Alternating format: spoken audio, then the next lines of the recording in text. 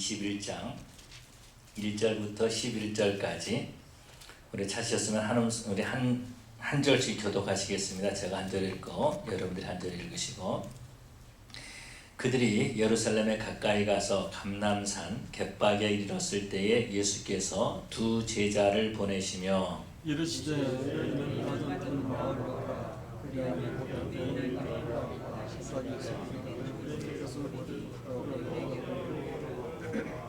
만일 누가 무슨 말을 하거든 주가 쓰시겠다 하라. 그리하면 즉시 보내리라 하시니 이는 선지자를 통하여 하신 말씀을 이루려 하심이라 하였으되 시온 딸에게 이르기를 네 왕이 내게 임하나니 그는 겸손하여 나귀 곧 멍에 매는 짐승의 새끼를 탔도다 하라 하였느니라.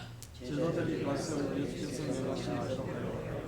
나귀와 나귀 새끼를 끌고 와서 자기들의 겉옷을 그 위에 얹음에 예수께서 그 위에 타시니 우리는 내가 선한 사람들의 겉옷을 떼고 다른 이들은 다른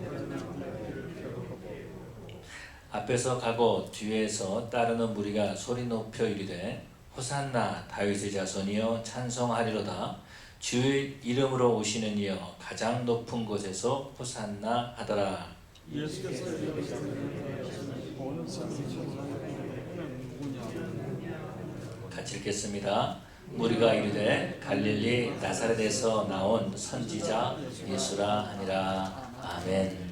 사랑의 아버지 하나님 감사합니다. 이 시간에 또한 저희들이 하나님의 말씀을 교독했습니다. 이 말씀에 기름 부어주시고 성령님 역사하여 주시옵소서. 부정한 종의 말씀을 대언합니다. 온전히 하나님의 말씀만이 선포되게 하여 주시옵소서. 예수님 이름으로 기도 올리옵나이다. 아멘. 오늘은 우리가 종려주일로 우리 하나님 앞에 예배를 드립니다.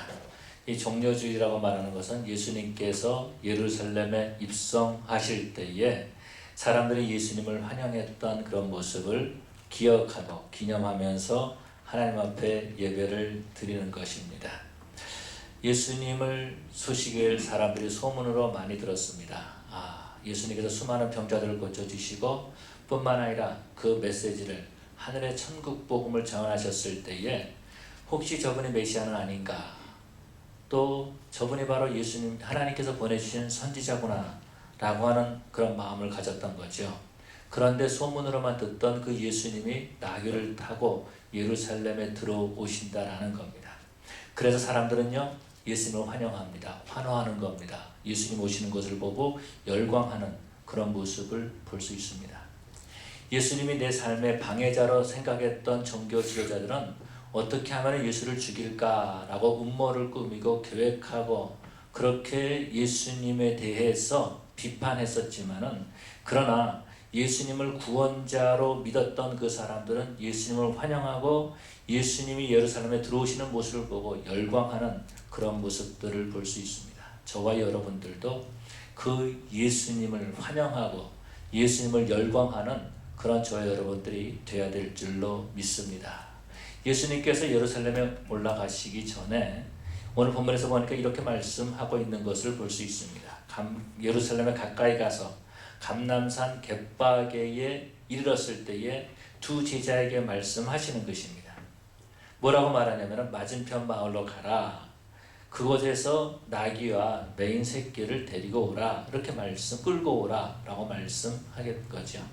그리고 만약에 누가 그것을 왜 푸느냐 이렇게 물으면은 주가 쓰시겠다 하라. 이렇게 말씀하시는 것을 보게 됩니다. 이랬을 때 놀라운 것은 그 나귀의 주인이 왜 푸느냐라고 이렇게 물어보는 겁니다. 이랬을 때에 제자들은 예수님이 말씀하신 대로 주가 쓰시겠다 하라. 그래서 주가 쓰시겠다고 합니다 라고 했더니 그냥 가지고 가라고 그렇게 풀어줬다라는 거죠. 여러분, 주가 쓰시겠다라고 하는 말이 과연 무슨 말일까라는 거죠. 도대체 주가 쓰시겠다라고 말했을 때 어떤 마음으로 이 나귀를 내어줄 수 있었을까라는 겁니다. 마치 암호처럼 그렇게 느껴진다라는 것입니다. 주라는 말은요, 로마 사람들이 사용했던 주라는 말과 유대인들이 사용했던 주라는 말이 똑같은 말이지만은 그러나 그 의미는 완전히 달랐던 것을 볼 수 있습니다. 로마 사람들이 주라고 말했을 땐 시저, 가이사에게만 주라 이렇게 말했던 것을 볼 수 있죠. 그러나 유대인들에게 주라는 것은 또 다른 의미가 있는 것입니다. 가이사를 그들은 주라고 부르기를 원치 않았던 거예요. 왜냐하면은 주라는 말은 유대인들에게는 여호와라고 하는 말로 사용되었기 때문에 그런 것입니다. 그래서 여호와라고 하는 그 하나님의 이름을 기록한 다음에 그들은 감히 여호와라고 부르지를 못했던 거예요. 그래서 뭐라고 불렀냐면 주 이렇게 불렀다라는 것입니다. 아도나이 이렇게 그 글을 읽었던 그런 모습들을 볼 수 있습니다. 그렇기 때문에 로마 사람들에게 주가 쓰시겠다라고 하라라고 말하는 또 왕이 쓰겠다라는 말이에요. 그러나 유대인들에게 주가 쓰겠다라고 말하는 것은 여호와 하나님이 쓰겠다라고 하는 그런 말과 똑같다라는 것입니다. 그러면 하나님께서 이 나귀를 쓰겠다라고 말했을 때 그 반응은 어떻게 될까라는 거죠.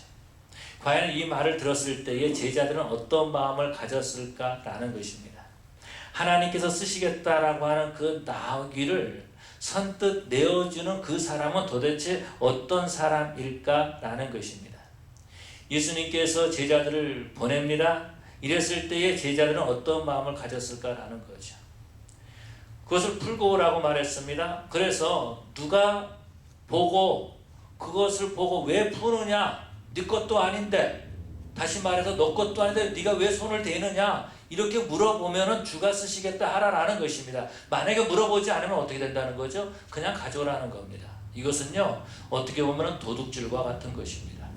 예수님께서 나에게 왜 이런 일을 시키지? 라고 하는 거죠. 그리고 주가 쓰시겠다라고 하라. 이것이 과연 어떤 의미일까라는 것입니다.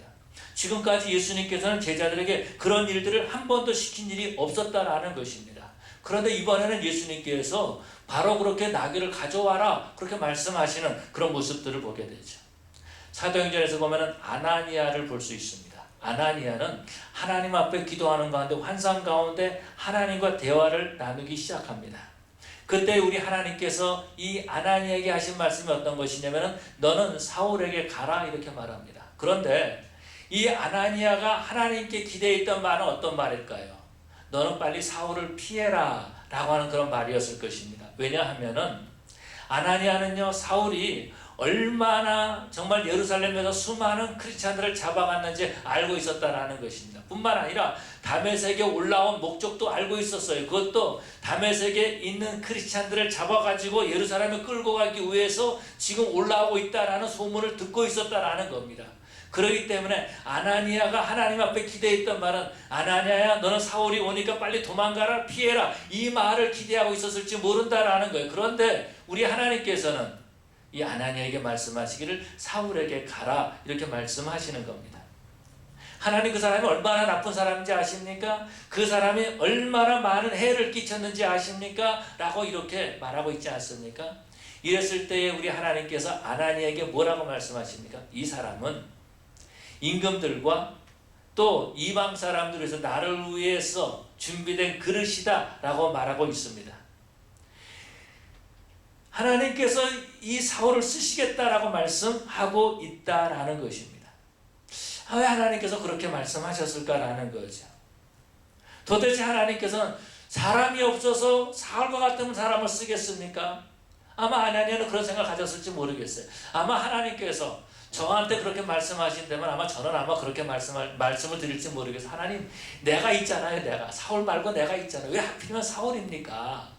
이렇게 말할 수 있다라는 것입니다. 전에 시키지 않은 일을 하나님께서 지금 시키고 있는 거예요. 그런 것처럼 우리 예수님께도 전에 시키지 않았던 일들을 제자들에게 시키고 있다라는 것입니다. 그것이 어떤 것입니까? 나귀를 가지고 오라는 겁니다. 여러분 예수님의 제자들이요 우리들이 생각했던 그런 수준의 제자들이 아닙니다. 여러분 예수님의 제자들은요 주님의 말씀을 듣고 자신의 모든 비즈니스를 놔두고 예수님을 따라간 사람들이에요. 이 사람들은요 최소한 하나님에 대한 열정이 있었던 사람이에요. 하나님의 말씀을 사모했고요 그 말씀을 알았고요 그래서 메시아를 기다리고 있었고요 그래서 메시아라는 것을 알았을 때에 그들은 모든 것을 내려놓고 주님을 따랐던 사람들이다라는 겁니다. 경건한 사람이었어요. 경건에 열정이 있었던 사람이다라는 것입니다. 최소한 하나님의 일이 되면 내 모든 것을 다 내려놓고 내가 주님을 따르겠습니다 했던 사람들이다라는 겁니다. 베드로는요 결혼까지 했던 사람입니다. 그런데 주님께서 너는 나를 따라오너라, 내가 너로 사람 낚는 어부가 되게 하리라 라고 했을 때에 배와 그물을 버려두고 예수님을 따랐던 사람입니다. 경건한 사람이었어요. 하나님께 기도했던 사람이었어요. 말씀을 붙잡았던 사람들이었다라는 것입니다. 사람들은 그렇게 생각합니다. 베드로가 무시겠다고요? 천만에요. 베드로 전후서를 읽다 보면은 좀 문법적으로 힘든 말들이 많이 있습니다. 그렇지만 절대로 그 사람이 무식한 사람이 아니었다라는 거죠. 이 사람은 말씀에 능숙했던 사람이었던 것을 우리는 볼 수 있습니다. 보통 그렇게 말합니다. 왜냐하면은 이 사도 바울의 그 에베소서를 이렇게 읽다가 베드로 전서 읽다 보면 껄끄러운 것들이 굉장히 많아요. 저는 개인적으로 그렇게 생각합니다. 그 마음에 열정이 있었기 때문에, 하나님의 말씀을 기록하는 편지에 열정이 있었기 때문에 문법을 무시하고 자기가 강조하고 싶은 것들을 그렇게 기록한 것이 바로 베드로 전서라고 저는 그렇게 보고 있습니다. 그러한 예수님의 제자들이었다라는 것입니다. 그런데 그 제자들에게 예수님께서 나귀를 끌고 오라고 말하는 거예요. 아니, 예수님 필요하면은 그 앞에 수많은 나귀들이 있었을 것입니다. 예루살렘 올라가는 수많은 나귀들이 있었을 거예요. 왜냐하면은 보통 때에는 예루살렘에는 약 한 3만 5천 명 정도의 그 예루살렘 시민이 있었다면은 이 6월절 때는요, 보통 7만, 8만, 9만의 사람들이 있다라는 거예요. 수많은 장사꾼들이 올라오고요, 수많은 물건들이 예루살렘 올라가고 있었다라는 것입니다. 예수님이 필요하면 어떤 나귀든지 타실 수 있는 거예요. 그런데 왜 제자들에게 나귀를 끌고 오라라고 말씀하셨을까라는 겁니다. 예수님께서 필요하시면 능력으로 그 나귀를 다리고 올 수도 있다라는 거예요. 무엇 때문에 그랬을까? 뿐만 아니라 이 두 제자에게 누군지 모르지만, 하나님, 예수님 왜 하필이면 납니까? 왜 그런 굳은 일을 나를 시킵니까? 이렇게 말할 수 있다라는 것입니다. 정말로 예수님을 신뢰하지 못하면은요, 할 수 없는 일을 예수님께서는 이 두 제자에게 시킨 겁니다. 정말로 예수님을 신뢰할 수 없으면 일을 할 수 없는 거예요. 그런데 예수님께서 그들을 믿어준 거예요. 그들을 신뢰한 거예요. 이 일도 이 제자들이 할 것이다 라고 주님께서 신뢰해주고 믿어주고 그 일을 맡기셨다라는 것입니다. 여러분, 우리 하나님께서는요, 우리가 하나님을 신뢰하기를 원하세요. 우리가 예수님을 신뢰하고 믿고 따르기를 원하신다라는 것입니다. 아마도 제자들은요, 전에 같으면 그렇게 말했을 것입니다. 예수님, 이 나귀가 지금 하나에 얼마인지 아십니까? 나귀가 하나에 지금 1데나리온입니다. 아니면 5데나리온입니다. 5데나리온 주십시오. 그럼 내가 나귀를 가져오겠습니다. 이렇게 말하는 것이 정상이다라는 겁니다. 왜냐하면은 예수님께서 오병이의 기적을 일으키셨을 때 제자들이 그렇게 말하지 않습니까? 예수님, 200데나리온이 있어야지 이 사람들을 먹일 수 있습니다. 이렇게 말하고 있다고요. 여러분, 우리는 그런 것처럼 하나님을 믿고 따르는데 예수님을 믿고 따르는 너무나 계산적이다라는 것입니다. 예수님을 신뢰하지 못하고 우리는 우리 머리를 생각하고 계산하고 판단하고 그러고 난 다음에 예수님을 따를 것인가 말 것인가 그렇게 우리는 생각하고 있다라는 것입니다. 그런데 우리 하나님께서는 우리가 예수님을 신뢰하기를 원하시는 거예요.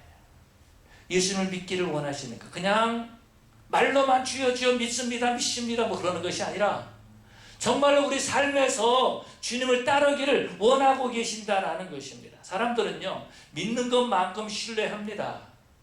믿는 것만큼 신뢰해요. 신뢰하는 것만큼 순종한다라는 것입니다. 또 순종하는 것만큼 믿음이 생기고 복을 받는 것입니다. 그런데 믿는다 그러면서 따르지 않는 건 믿는 것이 아니죠. 믿는다 그러면서 순종하지 않는 건 믿는 것이 아니다라는 것입니다. 야고보서는 그걸 뭐라고 말해주고 있습니까? 그걸 죽은 믿음이다 그렇게 말해주고 있는 거예요. 그거 사실 믿는 것이 아니다라는 것입니다. 입술로는 믿는다 그러는데 마음으로는 믿지 않는다라는 것입니다. 그래서 성경은 뭐라고 말합니까? 마음으로 믿어 의에 이르고 이렇게 말씀하고 있는 거예요. 입술로 네 믿습니다라고 하는 그 말을 신뢰할 수가 없다라는 거예요. 왜? 행동이 따르지 않기 때문에 그렇다라는 거죠. 그런데 예수님께서 제자들에게 말씀하시는 겁니다. 주가 쓰시겠다 하라 그렇게 말씀하신 거예요. 근데 사실 예수님께서 주가 쓰시겠다 하라 이렇게 말했지만요, 사실 예수님께서 아버지 하나님 앞에 자신이 쓰임받는 그런 모습을 볼 수 있습니다. 예수님이 그와 같은 삶을 사셨다라는 것입니다. 성부 하나님께서 예수님을 보시고 I need it, I need it, 내가 너를 필요로 한다 라고 말씀하셨다라는 것입니다. 그래서 우리 예수님께서 이 땅에 오셨고 우리를 위해서 십자가에 죽으셨다라는 것입니다. 여러분, 예수님께서 지금 왜 예루살렘에 올라가십니까? 예루살렘에 왜 올라가시죠? 십자가를 지시기 위해서 예루살렘으로 올라가시는 겁니다. 왜요? 성부 하나님께서 예수님께서 말씀하셨기 때문에, 예수님께 말씀하셨기 때문에 내가 너를 쓰겠다라고 말씀하셨기 때문에, 그래서 우리 예수님께서는요, 지금 우리를 구원시키기 위해서 자기 자신을 하나님 앞에 드리기 위해서 어떻게 보면은 우리의 모든 죄를 다 짊어지고 그 죄로 말미암아서 하나님 앞에 버림받기 위해서 지금 예루살렘에 올라가고 계신다라는 것입니다. 여러분, 이것이 결코 쉬운 일이 아니죠. 그래서 우리 예수님께서는 하나님 앞에 기도하시는 겁니다. 겟세마네 동산에 올라가셔서 땀방울에 핏방울에 떨어지는 것처럼 기도하셨죠. 어떻게 하셨습니까? 내 뜻대로 마옵시고 아버지 뜻대로 되기를 원하나이다 라고 그렇게 기도한 거예요. 왜요? 그 일이 힘들기 때문에. 주가 쓰시겠다고 말씀하셨는데 그 예수님이 성부 하나님 앞에 쓰임받고 십자가를 지는 것이 힘들기 때문에 그렇게 기도하셨다라는 것입니다. 어떻게 해요? 내 뜻대로 마옵시고 아버지 뜻대로 되기를 원하나이다 라고 기도하신 겁니다. 그러고 예수님께서 십자가를 지셨어요.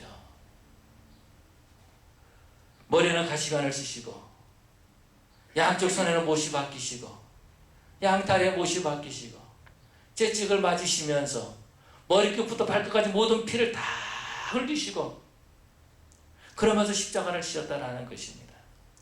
십자가를 지르고 가실 때에 그 골고다까지 올라갈 때 수없이 넘어지셨던 모습을 볼 수 있습니다. 넘어질 때마다 로마 병정들에게 째찌게 맞으셨던 모습을 기억합니다.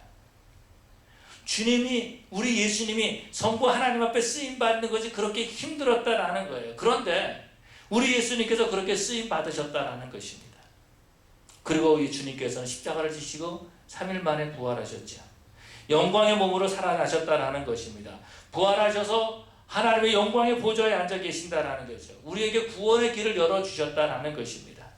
그리고 주님이 우리에게 말씀하고 계시는 거예요. 주가 쓰시겠다 하라.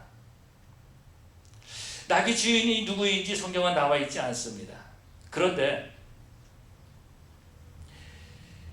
낙의 주인을 우리가 알지는 못하지만 우리 주님께서는 아마도 이 낙의 주인을 알았던 것 같아요.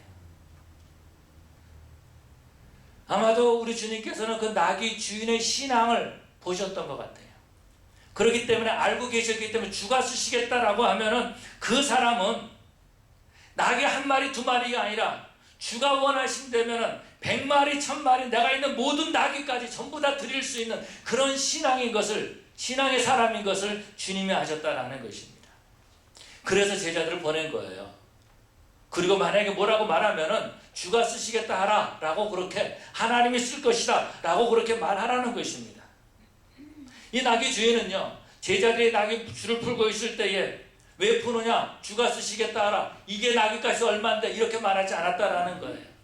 그런데 우리는요, 낙의 값을 계산하기에 바쁘다라는 것입니다. 주님이 아무리 쓰시기를 원하신다 그래도 주님 이 낙의 값이 얼마인지 아십니까?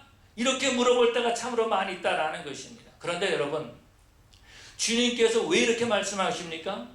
우리 하나님은요, 우리를 사용하기를 원하시는 거예요. 우리를 사랑하기 때문에 우리를 믿어주기를 원하신다라는 겁니다. 우리를 믿기를 원하세요. 그래서 주님께서 내가 너를 쓰고 싶다라고 했을 때에 주님 안 됩니다라는 것이 아니라 우리를 믿어주고 싶은 거예요. 주님 뜻대로 하옵소서, 주님 감사합니다 라고 하는 그런 그 신앙의 고백을 듣기를 원하신다라는 것입니다. 그래서 하나님께서는요, 우리를 들어 쓰기를 원하시는 거예요. 우리에게 말씀하시는 거예요. 주가 쓰시겠다 하라 말씀하신다라는 것입니다. 여러분, 하나님께서, 우리 예수님께서 우리의 시간을 좀 쓰자라고 말하면 우리는 뭐라고 대답하실 것입니까? 주님 너무 바쁩니다. 나는 시간이 꽉 짜 있어요. 너무 바쁩니다. 주님, 내가 나중에 시간이 나면은 그럼 내가 그때 가서 주님께 내 시간을 드리겠습니다. 그때 가서 내가 주의 일을 하겠습니다. 여러분, 그렇게 거절할 때가 있지 않습니까? 주님, 내가 지금 일할 시간입니다. 지금 내가 지금 밥 먹을 시간입니다. 주님, 내가 지금 피곤해요. 잠잘 시간입니다. 그러면서 우리가 주님이 우리를 부르실 때에 내 시간을 쓰시겠다라고 하실 때에 거절할 때가 얼마나 많이 있습니까? 너무 자주 거절해가지고 이것이 습관화되어 있지는 않습니까? 이것이 바로 주님의 마음을 아프게 하는 것이다라는 겁니다. 만약에 우리 주님께서 네 물질을 내가 좀 쓰겠다라고 말씀하신다면은 여러분, 이것이 억울한 일입니까? 아니면 감사한 일입니까? 억울한 일이 아니에요, 여러분. 이민생활에서 얼마나 힘들게 돈을 벌었는데 얼마나 힘들게 일해가지고 내가 온갖 멸시천대를 다 받으면서 이제 겨우 내가 뭐 좀 살만한데 주님 이거 달라고요? 우리가 그러고 있지 않습니까? 내가 땀 흘려서 얻은 이 물질, 주님께서 구원 얻는데 사람들을 구원하는 데 쓰시겠다라고 말씀하신다라는 겁니다. 그런데 우리는 뭐라고 대답합니까? 주님, 내가 다른 건 다 드려도요, 이 돈만큼은, 이 물질만큼 내가 못 드립니다. 우리가 그러고 있지는 않습니까? 근데 아마 주님께서 우리에게 말씀하실 거예요. 야, 나는 너를 위해서 십자가도 졌는데, 나는 너를 위해서 내 생명을 다 내려놨는데, 그러면서 주님께서 나는 내 모든 피를 너를 위해서 다 흘렸는데 라고 하면서 마음 아파하실 것이다 라는 겁니다. 나의 작은 시간, 나의 작은 물질 주님께서 쓰신다고 했을 때 내어드릴 수 있는 그런 성도들이 되어야 될 줄로 믿습니다. 이것이 바로 축복이에요.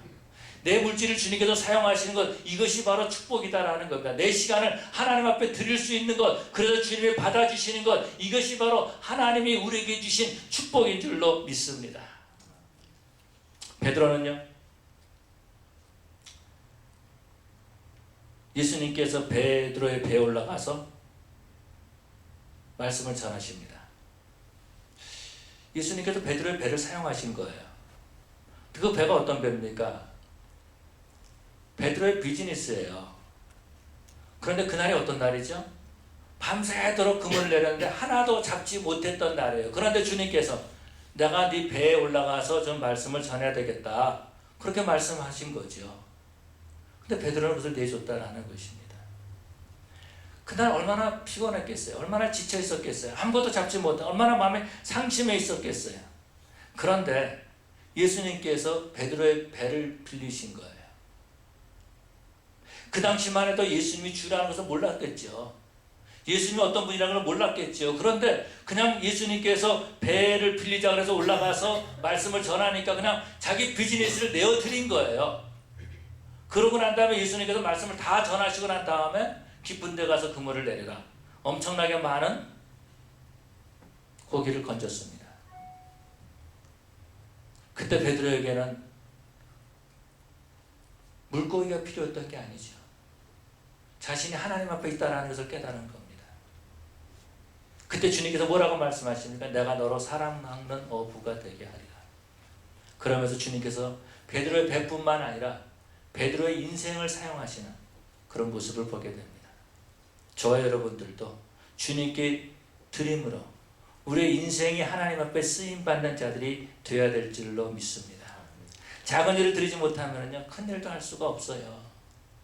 작은 것 드리지 못하면 큰 것도 할 수가 없다는 것입니다. 그러나 작은 일에 쓰임받게 될 때 큰 일도 하나님께 쓰임받게 되는 줄로 믿습니다. 여러분, 하나님께 쓰임받는 인생이 복받은 인생입니다. 하나님께 쓰임받는 인생이 복받은 인생이에요. 주님께서 돈이 없어서 우리에게 돈을 달라 하시겠습니까? 시간이 없어서 시간을 달라 하시겠습니까? 돈의 주인도 하나님이시고 시간의 주인도 하나님이시다라는 것입니다. 왜 그래요? 하나님께서 우리를 하나님 나라에 들어 쓰시고 싶으신 거예요. 하나님 나라에 정말 크게 들어 쓰고 싶으시고 거기에 멤버가 되기를 하나님이 원하고 계신다라는 것입니다. 그렇기 때문에 우리는요, 주님께 드릴 수 있는 준비가 되어 있어야 된다라는 거죠. 디모데후서 2장에서 보니까 이렇게 말씀하고 있습니다. 큰 집에 금그릇과 은그릇뿐 아니라 나무 그릇과 질그릇도 있어 귀하게 쓰는 것도 있고 천하게 쓰는 것도 있나니 여러 가지 그릇이 있다라는 것입니다. 값비싼 그릇도 있고 싼 그릇도 있다는 것입니다. 그런데 21절에 그러므로 누구든지 이런 것에서 자기를 깨끗하게 하면 귀히 쓰는 그릇이 되어 거룩하고 주인의 쓰심에 합당하며 모든 선한 일에 준비함이 되리라. 깨끗해야 된다라는 겁니다. 집에는 많은 그릇이 있습니다. 귀히 쓸 그릇이 있고 천하게 쓸 그릇도 있다라는 거예요. 그런데 아무리 귀한 그릇이다 할지라도 아무리 값비싼 그릇이다 할지라도 더러우면은 쓸 수가 없다라는 것입니다. 오늘 보면은요, 더러워서 쓰임받지 못하는 사람들이 참 많이 있어요. 콜로라도 덴버에 큰 교회를 목회하셨던 어떤 목사님이 계십니다. 그런 어느 날 뉴스에서 난 거예요. 이번에 그 더러운 사생활이 난 거예요. 그러니까 주님께서 그 사람을 버리신 거예요. 더러워서 못 쓰겠다고 하신 거죠. 수만 명의 사람들이 모이는 교회 담임 목사님이세요. 미국을 이끌어가는 리더라고 말했어요. 그런데 우리 하나님께서 보실 때는요, 더러워서 못 쓰겠다라고 하면서 버렸다라는 겁니다. 이 세상은 더러워지는데, 그래서 이 세상에 빛을 발할 하나님의 사람이 필요한데, 하나님의 사람들을 보니까, 주여 주여 하는 사람들을 보니까 소위 기도한다 그러고 소위 말씀 본다 그러고 소위 하나님 앞에 헌신했던 사람들을 가만히 보니까 더럽다라는 것입니다. 더러워서 못 쓰겠다라고 하시는 거죠. 하나님 얼마나 안타까워하시겠습니까? 복음을 전해야 될 사람들이 더럽다라는 겁니다. 우리 하나님께서 사울을 부르셨습니다. 사울은 다른 사람들보다도요, 키가 훨씬 컸다라고 말해주고 있고 잘생겼다라고 말해주고 있어요. 그래서 하나님께서 그를 이스라엘의 초대 왕으로 세우셨습니다. 그런데 그가 스스로 사무엘을 기다리다가 스스로 제사를 드립니다. 순종하지 못한 거예요. 말씀에서 떠난 거예요. 하나님을 신뢰하지 못한 거예요.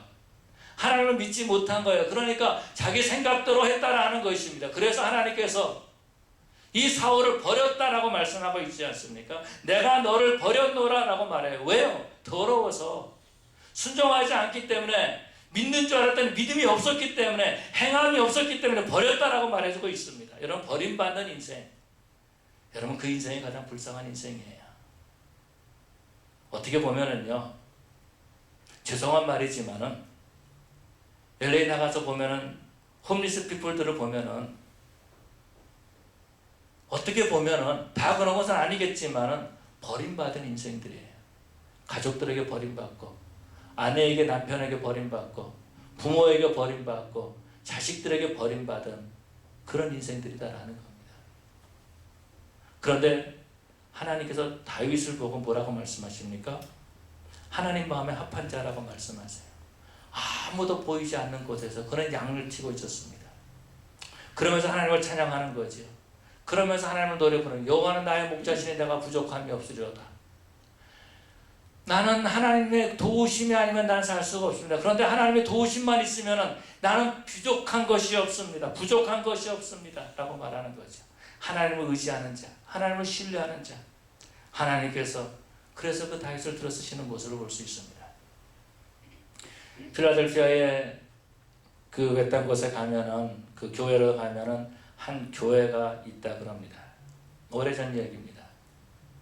교회가 많이 부흥된 거예요.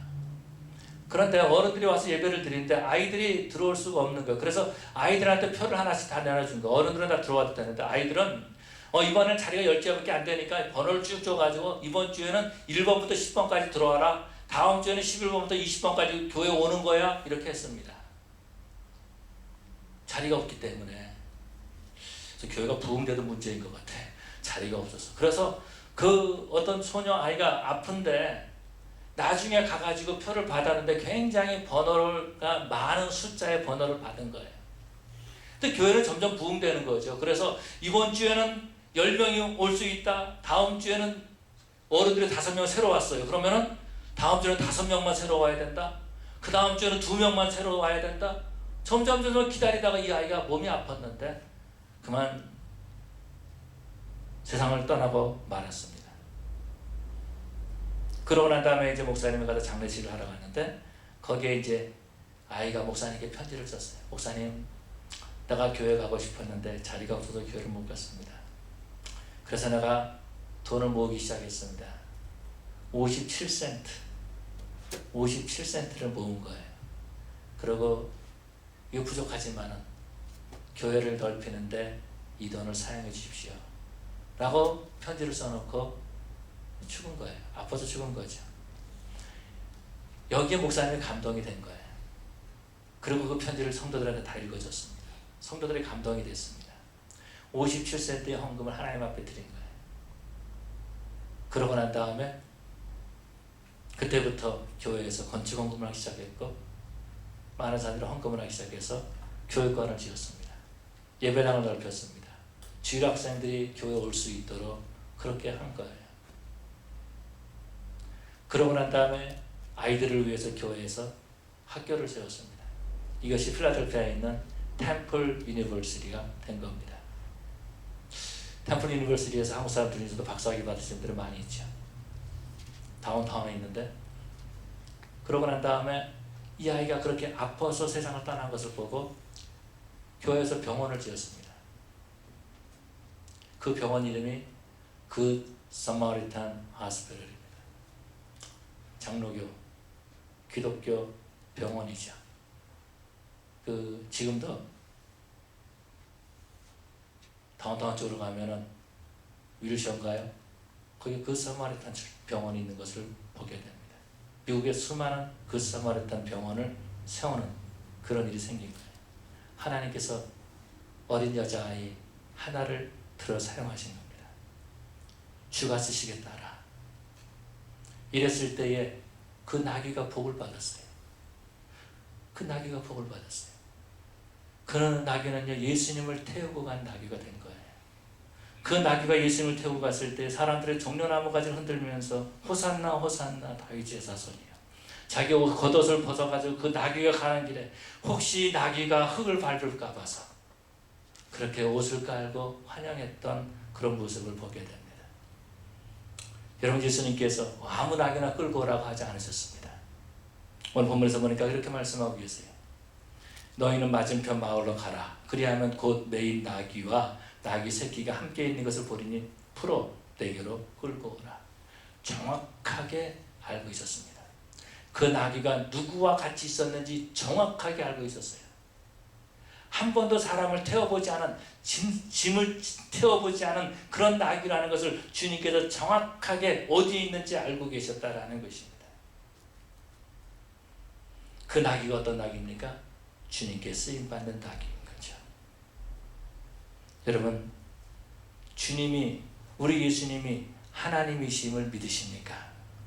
그러면 주님이 쓰시겠다라고 할 때에 우리는 뭐라고 말하겠어요? 바쁘다고요? 힘들다고요? 피곤하다고요? 아니면 이 돈이 어떤 돈인데? 지금까지는 그렇게 말했을지 모르지만 이제는 그런 습관을 여러분 깨뜨리시길 바랍니다. 주님께 쓰임받는 그 사람이 바로 복받은 사람인 줄로 믿습니다.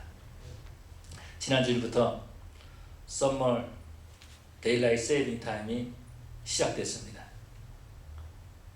그래서 오늘도 한참 자고 있는데 제 아내가 깨우는 거예요. 그래서 아니 벌써 그랬더니 저한테 나가는 말이 내일부터 특별 새벽 기도인데 벌써냐고. 오늘 새벽 기도도 안 했는데 저는 사실 여러분도 다 그렇겠지만은 주일날 늦잠 자는 게 얼마나 저한테 좋은지요. 그런데 우리 내일부터 특별 새벽 기도 있습니다. 부담되죠? 저도 부담돼요. 그런데 여러분, 이것이 주님 앞에 쓰임받을 수 있는 길이라면, 이것이 나를 조금 하나님 앞에 깨끗하게 데릴 수 있는 길이라면, 이것이 바로 내가 하나님 앞에 쓰임받는 복받는 길이라면 여러분 어떻게 하시겠습니까? 지금까지 나 새벽기도 안 했어요 라고 하면서 포기하겠습니까? 아니면 주님 나를 사용해 주십시오. 나의 새벽기도 시간을, 내 새벽 시간을 주님 앞에 드립니다. 여러분, 시간의 주인은 우리 하나님이십니다. 제가 여러분에게 이렇게 도전드리고 싶어요. 여러분들이 1시간, 2시간 더 자는 것보다도 하나님께서 여러분의 인생을 더 크게 복을 주실 것입니다. 우리가 하나님 앞에 기도하는 그 시간보다도 하나님께서 우리의 시간을 훨씬 더 늘려 주실 것입니다. 주님이 쓰시겠다라고 할 때 이미 하나님께서 우리에게 인정해 주신 것이 있어요. 내가 너를 신뢰한다. 너는 내 피로 깨끗해지지 않았느냐? 라고 주님께서 인정해 주신 거예요. 더러워서 못 쓰겠다는 것이 아니라 내가 너를 쓸게. 흠이 있어도 점이 있어도 내가 너를 쓸게 라고 말씀하시는 것입니다. 사랑하는 성도 여러분, 정말 주가 쓰시겠다라고 말했을 때 주님 나를 사용하여 주시옵소서 라고 하나님 앞에 드릴 수 있는 그런 저 여러분 되시기를 간절히 축원합니다. 기도하시겠습니다. 사랑의 아버지 하나님 감사합니다. 주님께서 저들을 부르시고 우리를 쓰기를 원하시고 우리가 주님을 신뢰하기를 원하시고 정말 하나님의 복을 우리에게 부어주기를 원하셔서 우리를 부르신 줄로 믿습니다. 아버지 하나님, 우리의 인생이 하나님 나라에 쓰임받는 인생 되게 하여 주시옵소서. 세월이 참 빨리 지나가고 있는 이때에 정말 우리가 너무나 신속하게 나이 들어가는 이때에 우리 인생이 정말 하나님 나라에 쓰임받는, 하나님께 영광 돌리는 데 쓰임받는 그런 저희들 되게 하여 주시옵소서. 주님이 부르실 때 감사하고 감격하여서 하나님 앞에 쓰임받는 저희들 되게 하여 주시옵소서. 감사하며 예수님 이름으로 기도 올리옵나이다. 아멘. 우리 찬송 200